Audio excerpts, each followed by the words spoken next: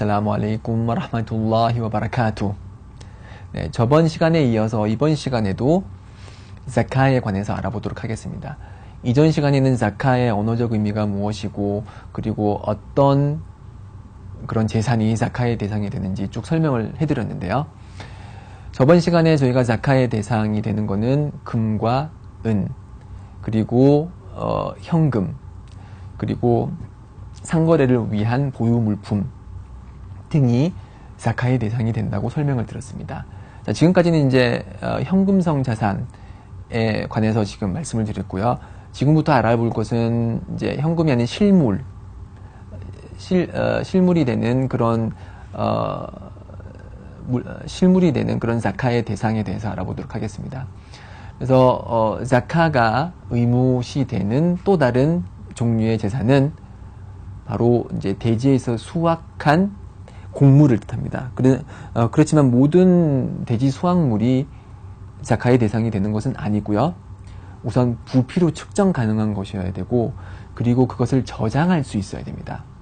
부피로 측정 가능한, 그리고 저장이 가능한 그런 수확물은 자카의 대상이 됩니다.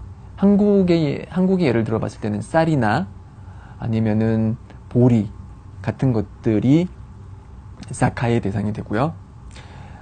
만약 쌀이나 보리가 니삽 특정량에 도달했을 때, 그리고 그것이 1년이 지났을 때, 그때는 제가 잘못 말했네요. 제가 한 번 더 다시 설명드릴게요. 그 대지 수확물은 다른 현금성 자산과는 달리 수확한 즉시 그날 곧바로 내야 됩니다. 제가 이전에 설명드렸던 것은 1년이 지나야지 자카가 된다고 했지만, 지금 제가 설명드리는 이제 곡물은 그 곡물을 수확한 그날 즉시 내야 되는 것이고요. 그리고 그 수확한 곡물이 특정량에 도달했을 때 그때 자카를 내야 됩니다. 그래서 쌀이나 보리 같은 경우는 768kg에 도달했을 때 그때 자카를 내야 됩니다.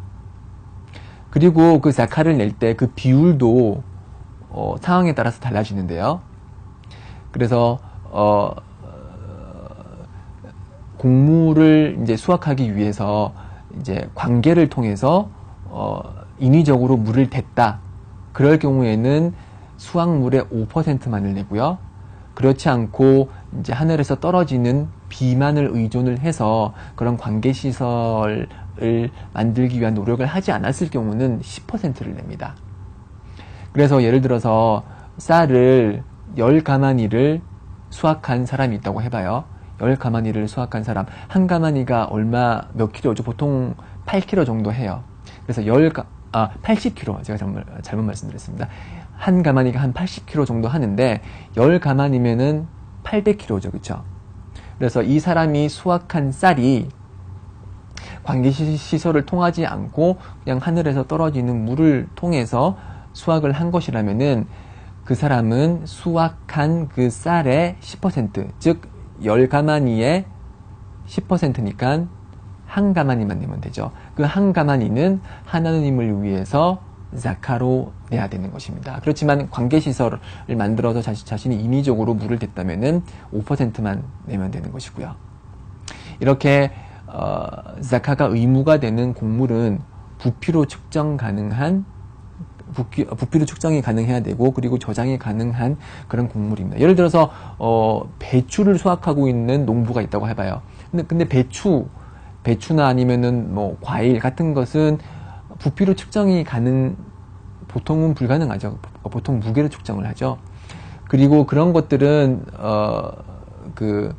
저장이 불가능하기 때문에 이제 쌀이나 보리처럼 어디에 놓아두어도 쉽게 저장을 할 수 있는 것이 아니라 냉장시설을 통해서, 특별한 장치를 통해서 그렇게 어렵게 보관해야 되는 것이기 때문에 그러한 것을 수확했을 때는 자카를 내지는 않습니다.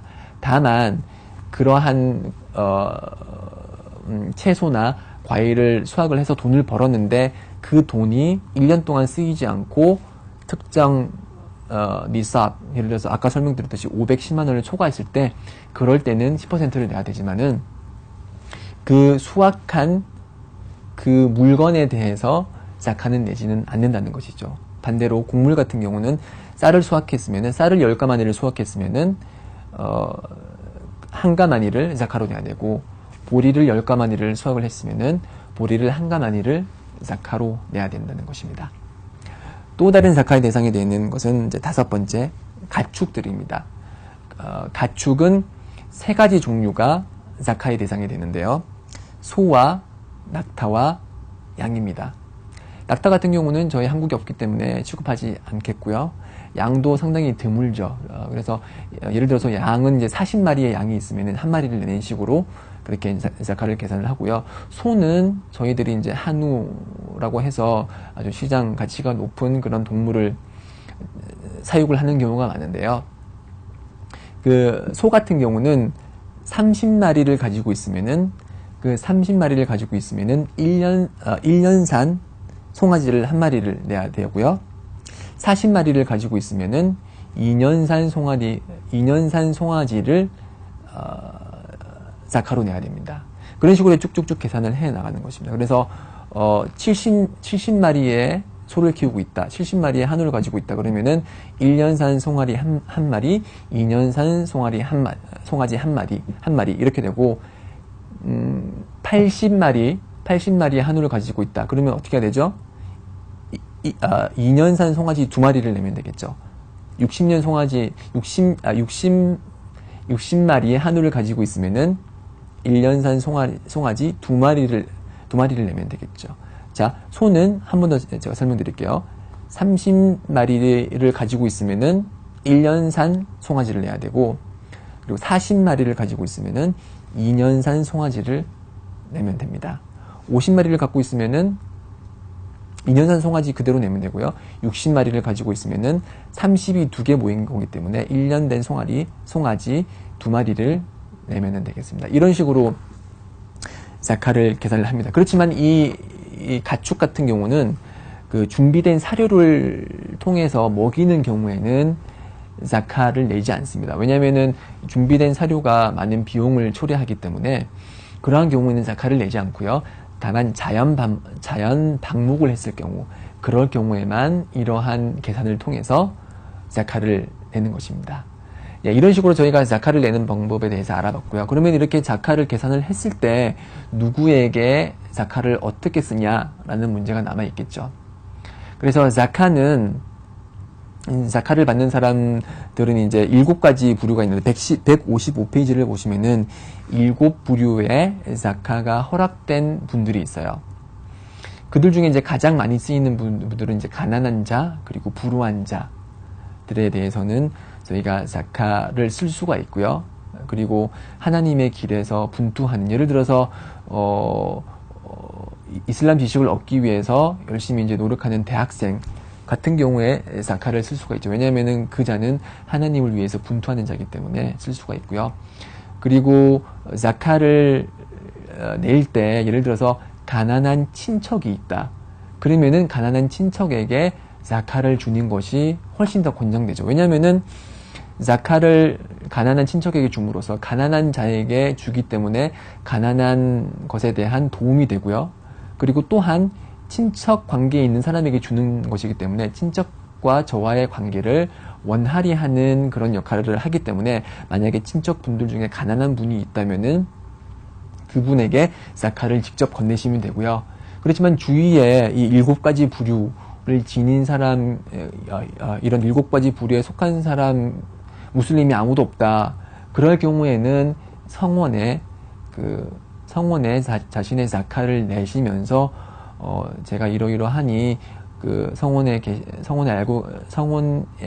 알고 계신 분들을 위해서, 그런 분들을 위해서 대신 자카를 써달라, 그렇게 맡기는 것도 허락이 됩니다. 그렇지만 기본 원칙은 자신이 알고 있는 주위의 가난한 그리고 불우한 무슬림들을 위해서 자카를 내는 것이 기본 원칙입니다.